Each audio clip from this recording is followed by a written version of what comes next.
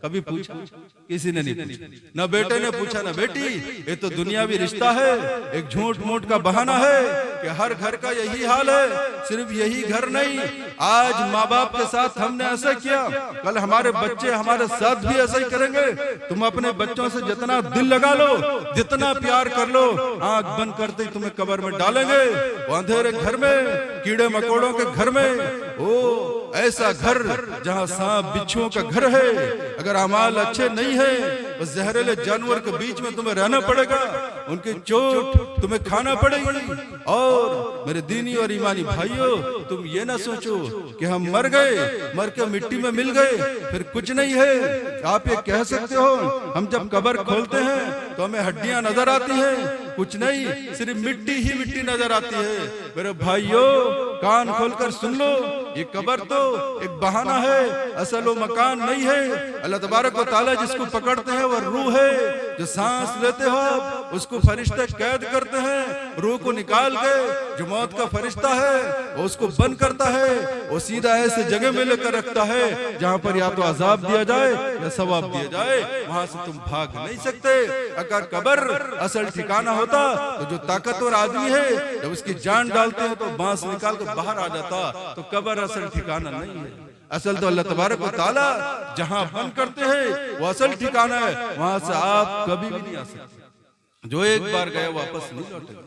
मेरे दीनी और ईमानी भाइयों, ये ना सोचो कि हम मर के मिट्टी में मिल गए तो कुछ नहीं है, मर गए काम खत्म। नहीं, ये तो गैरों की सोच है, जिसका ईमान नहीं है, जो बेईमान है, जो काफिर है, जो मुशरिक है, जो इस्लाम को नहीं मानते, जो अल्लाह को नहीं मानते, अल्लाह के नबी की बातों पर यकीन नहीं करते, जिनका आखिरत के दिन पर ईमान नहीं है, कयामत को जो नहीं मानते, वो लोगों का यकीन है और उनका अकीदा है, उनका इसी चीज का अकीदा है कि मर गए मिट्टी में मिल गए काम खत्म। ऐसा नहीं है मेरे दीनी और ईमानी भाइयों। कुरान ऐलान करता है आप मरने के बाद फौरन जिंदा कर दे जाती हो। ये तो कुछ देर आदमी जैसे बेहोश होता है, बस ये बेहोशी की तरह है। मरते ही फौरन फरिश्ते फिर दोबारा रूह डालते हैं उसके बदन में और उसको दूसरी जगह ले जाते हैं जहाँ तो सवाब दिया जाता है या अजाब दिया जाता है, या तो वो अच्छे में हो या बुरे में। कयामत तक इसी हाल में रहना है उसको। फिर जब हशर का मैदान कायम होगा तो वहां पर वो उठेगा। मेरे दीनी और ईमानी भाइयों, फिर हिसाब किताब असल शुरू होगा। फिर वहां के बाद उसका फाइनल ठिकाना जन्नत हो या जहन्नम। ये तो असल है।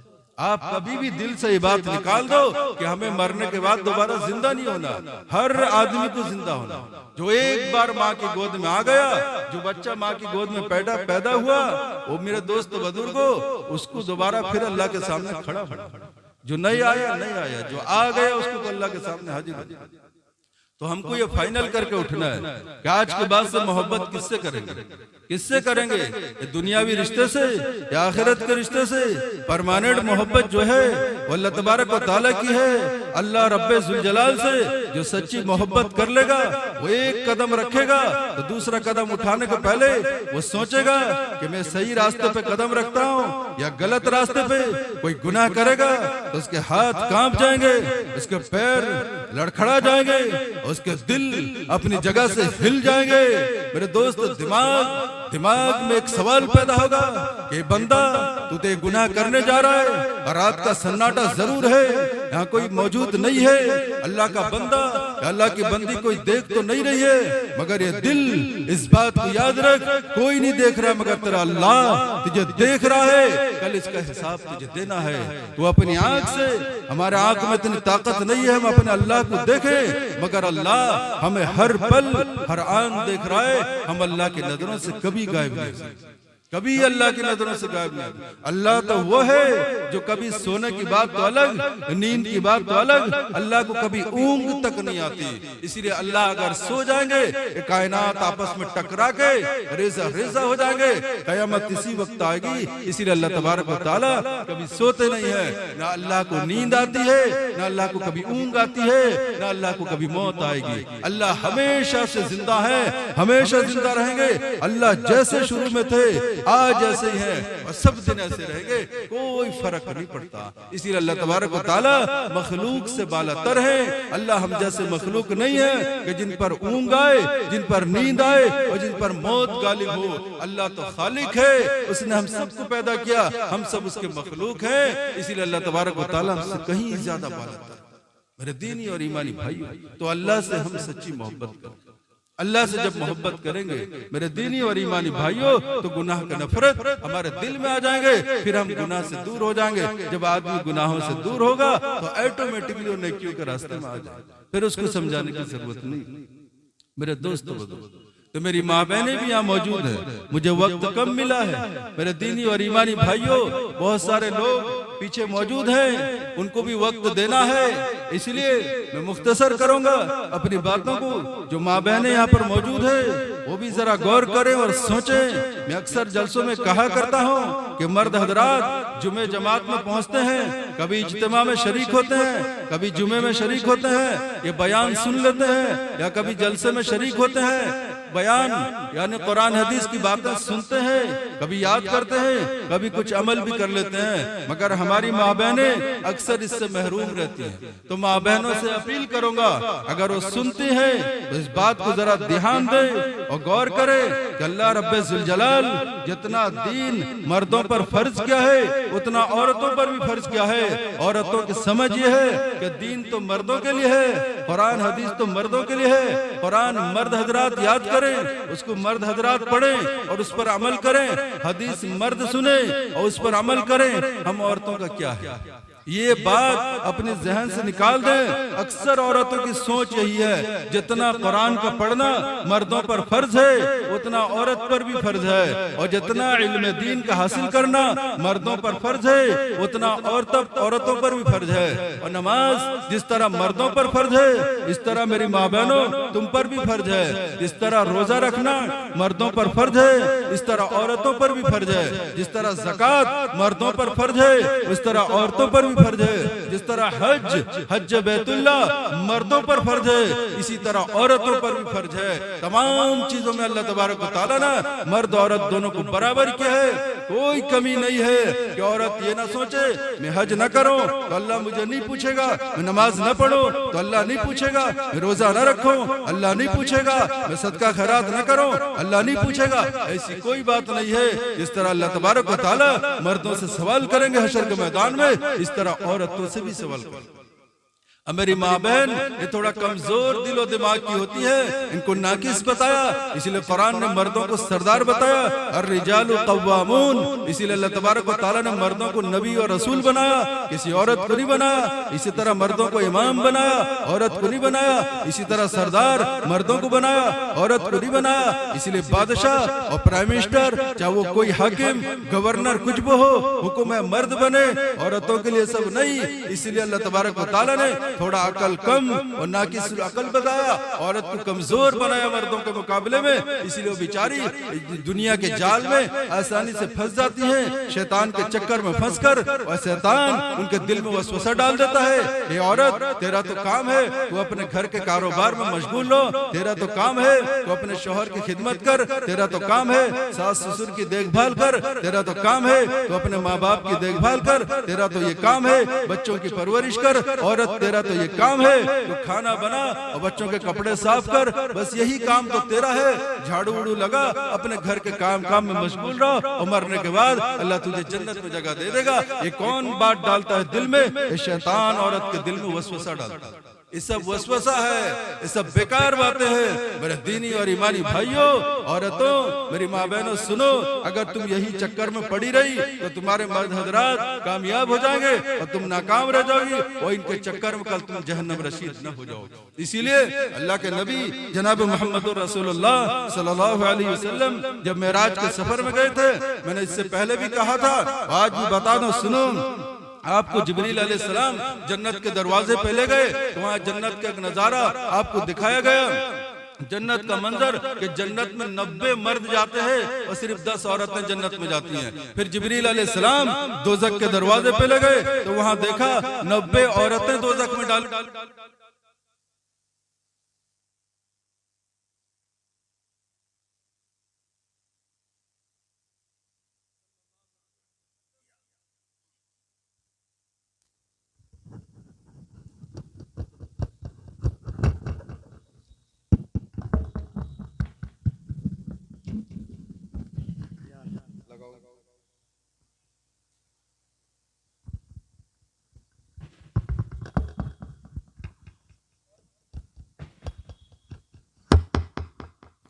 मेरे दीनी और ईमानी भाइयों, मेरी माँ बहनों सुनो, जब दोजख के दरवाजे में गए तो 90 औरतें और 10 मर्द जाते तो आप सल्लल्लाहु अलैहि वसल्लम हैरत में पड़ गए। पूछा जिब्रील क्या बात है, मेरे समझ से बाहर बात जा रही है। आप सल्लल्लाहु अलैहि वसल्लम को जिब्रील ने बताया कि औरतें कमजोर होती है, वो अक्सर अमाल से दूर होती है और दीन के काम में जल्दी से तैयार नहीं होती है, नमाज में सुस्ती करती है, रोजे छोड़ देती है, कुरान की तिलावत कम करती है और नेकियां कम करती है, अल्लाह के जिक्र और अस्कार कम करती हैं। औरतों की आदत है अक्सर चुगली और गीबत, चुगलखोरी, एक दूसरे की बातों में अपना वक्त जाय कर देती है, इसकी उसकी बातों में और झूठ बोलने में और तमाम चीजों गुनाह के काम में वो जल्दी से तैयार हो जाती है और नेकियों के काम में बहुत सुस्ती करती है।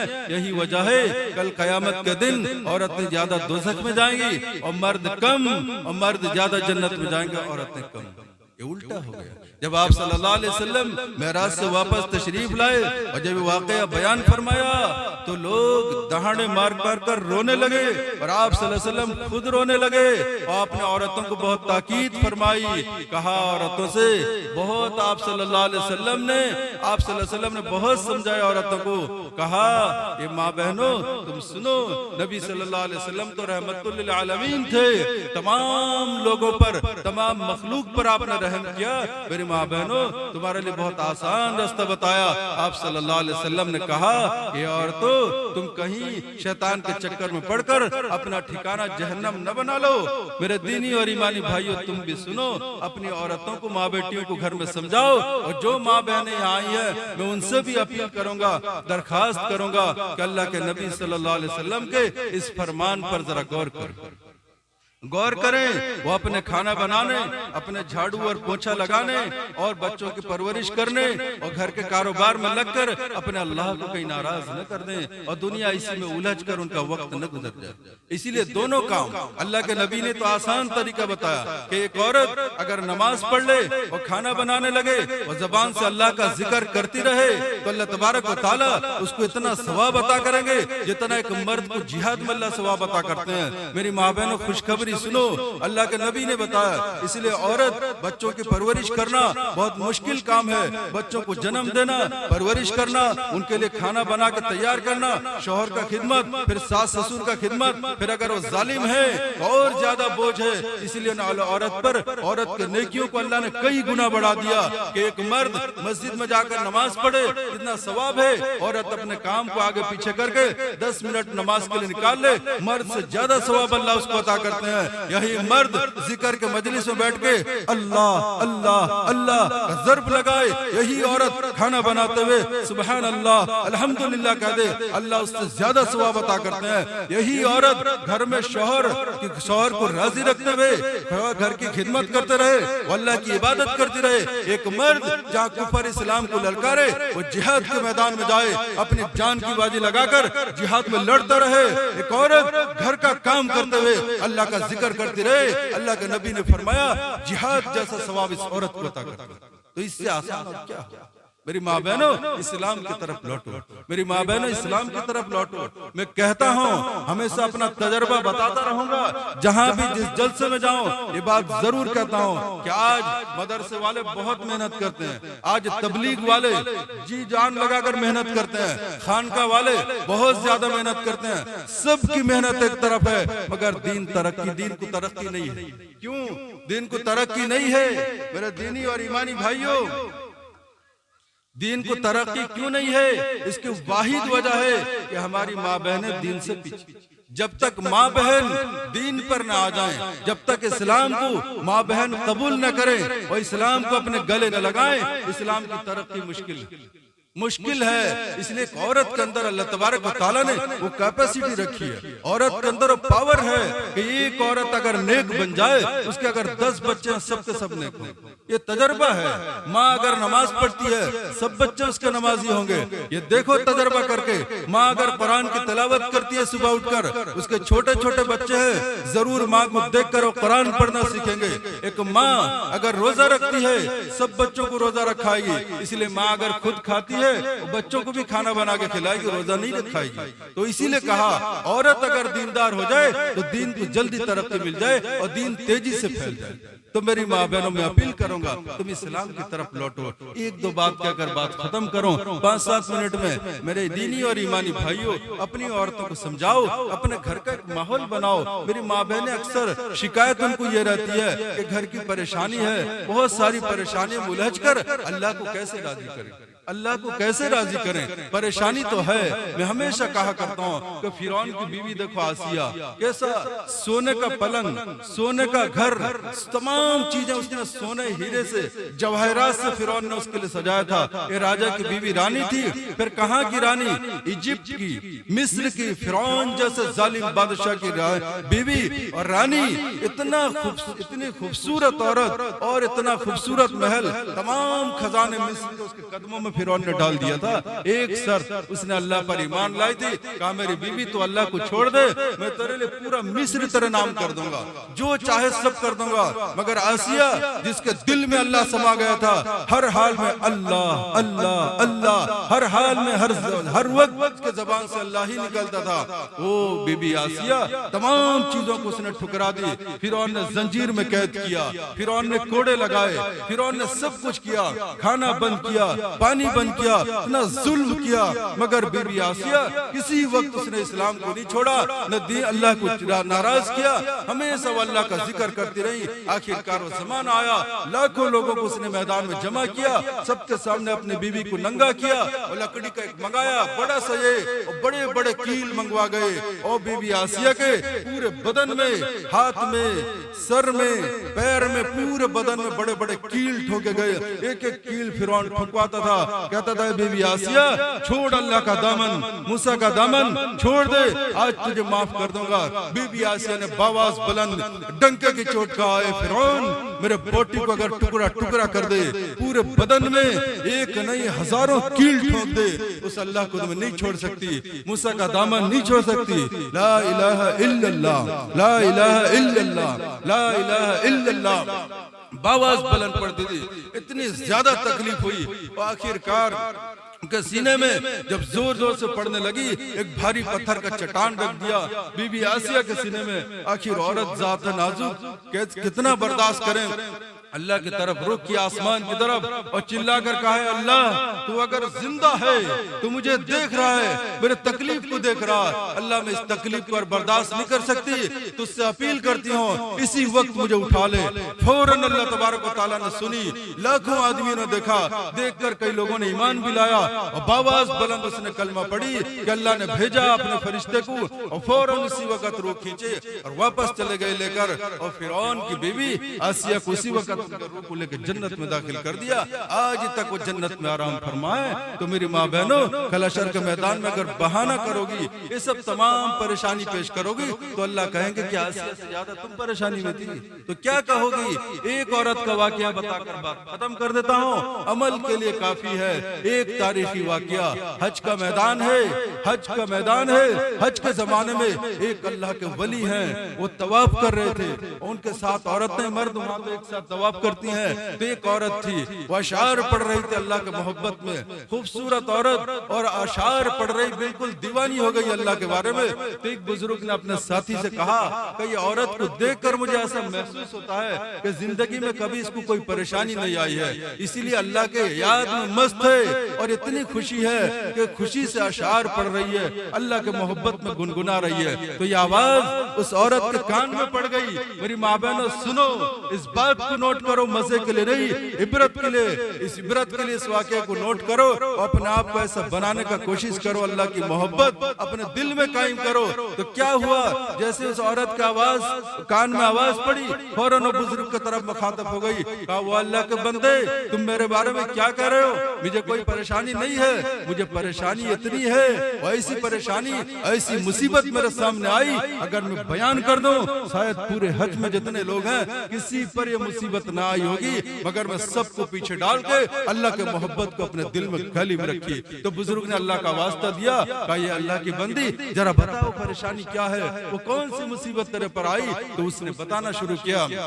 कहा देखो, आप लोग सुने भी हो शायद वाकया कि बकरीद का मौका था, उसके बच्चों के जो बाप है मेरे शौहर, वो एक जानवर लाए ज़िबा करने के लिए। मेरे बच्चे छोटे छोटे थे तो उन देख रहे थे, मैं जल्दी जल्दी कह रहा हूँ कि एक जानवर ज़िबा किए तो बच्चे देख रहे थे खड़े होकर। बकरीद के मौके पर जानवर को ज़िबा कर दिया, वो मौका खत्म हो गया, सब कुछ खत्म हो गया। तो उसी के बाद क्या हुआ, दो छोटे छोटे बच्चे थे, दोनों भाइयों ने एक दिन मशवरा किया कि चल हम एक दूसरे को देखें, कुर्बानी करें। तो सचमुच एक भाई ने एक भाई को सुला दिया और उसके पैर में रस्सी बांधा और आंख में पट्टी बांधी और घर से छुरी लेकर आई और छुरी लेकर आया और लाकर दूसरे भाई को ज़िबा कर दिया।